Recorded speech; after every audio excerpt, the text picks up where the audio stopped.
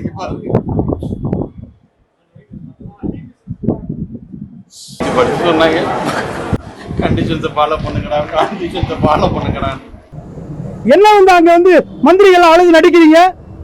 என்னங்க தமிழக மக்கள் அப்பதான் கேவலமாயிருச்சாங்க. நீங்க பண்ற எல்லா டிராமாவும் நம்புன்னு நினைக்கிறீங்க.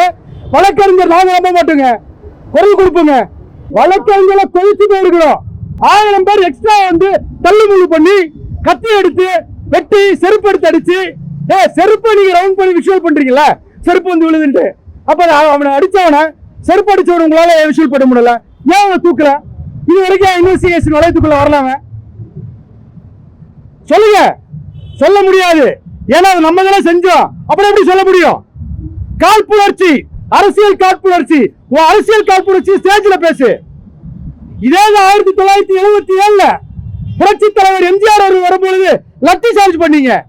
நீ லட்டி சார்ஜ் பண்ணீங்க. அதான் இன்னைக்கு விஜய்க்கு நடக்குது.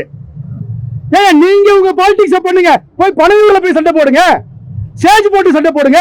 மக்கள்கிட்ட எங்க காட்டுறீங்க? தமிழக மக்கள்கிட்ட எங்க காட்டுறீங்க? வழக்கறிஞர் எங்களுக்கு எங்களோட ஆதகமே நீங்க மக்கள்கிட்ட காட்டுறதா? மக்களை ஏங்க கொலை வழி ஆக்குறீங்க?